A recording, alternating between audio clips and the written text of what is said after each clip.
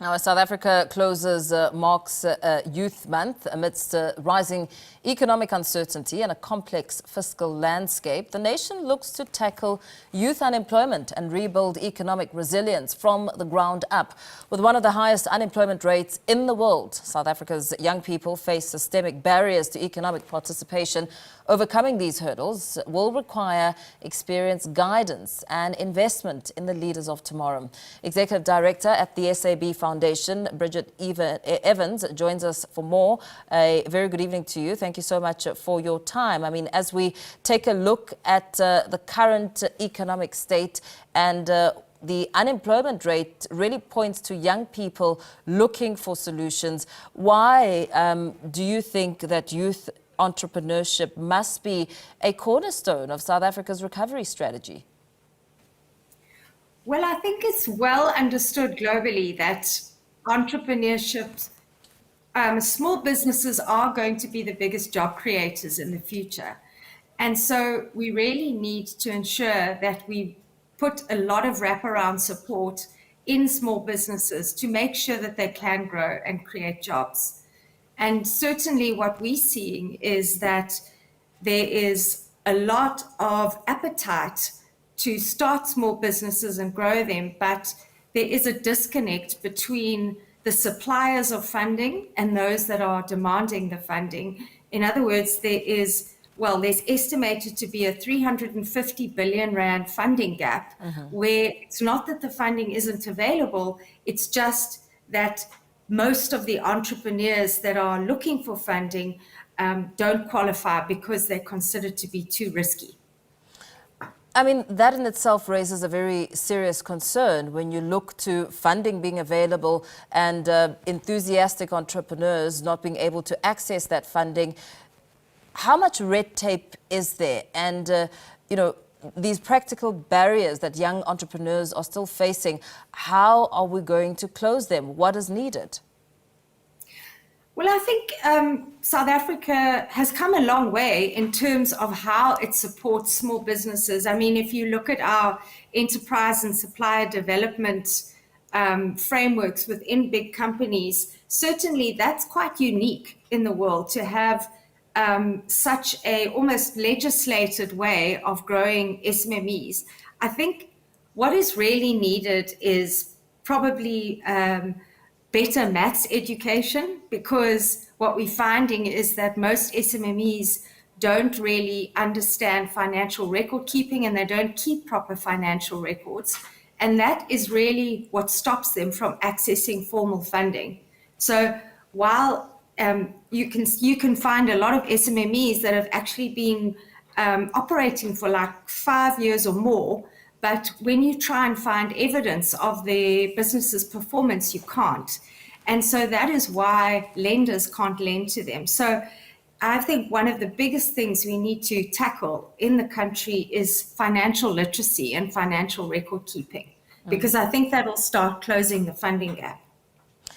And with that, of course, access is needed to platforms that provide that kind of guidance and assistance, almost looking at a business and choosing to perhaps be a mentor or an institution that will help businesses head in that direction. How much is out there? It is a huge ecosystem. I think one of the challenges, though, is what distinguishes a really good support provider and a not so great support provider.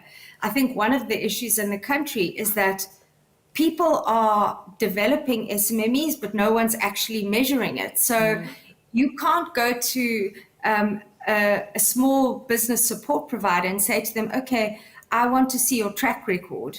What I found is when you ask for a track record, they tell you which big companies they've done work for, which is not a track record. A track record is we worked with X number of businesses, their turnover increased by Y, and they created, Z many jobs. And so that is a big part of the challenge, is that you can't really distinguish the good from the not so good. And we don't track and measure. And so from that point of view, it's actually a huge lost opportunity, because if we centralize data and we actually learned from that data, we could really professionalize and ensure that the business support provided is the right kind of support. Do you need a record to access funds? What if you're a startup and you have this fantastic idea and you can put it down on paper with forecasts and projections? Surely that should get you somewhere close to getting funding. So it depends on the funder. Yeah. So I think, you are not going to get a commercial funder that's going to invest in those very early stages. In fact, it's a huge gap that we don't actually have a lot of people that fund at that very early stage. I think there are a few sort of grant and enterprise supplier development providers that would support early on, but very few support an idea. There has to already be some sort of traction. And so that is a challenge, But I think there's organizations like the National Youth Development Agency, and I've heard actually really good feedback because they provide very small grants of like 10,000 Rand for a young entrepreneur to go out and sort of prove themselves, and then they can access larger forms of funding. I think, the big challenge is that almost all lenders, in fact, all lenders are lending other people's money. Yeah. And so, I think it's easy to be critical of them because they are not funding SMMEs. And in a way, banks should find a way to lend to these SMMEs. It's just not okay that we are saying that the risk is too high, so we can't lend to them because we've got a massive unemployment problem.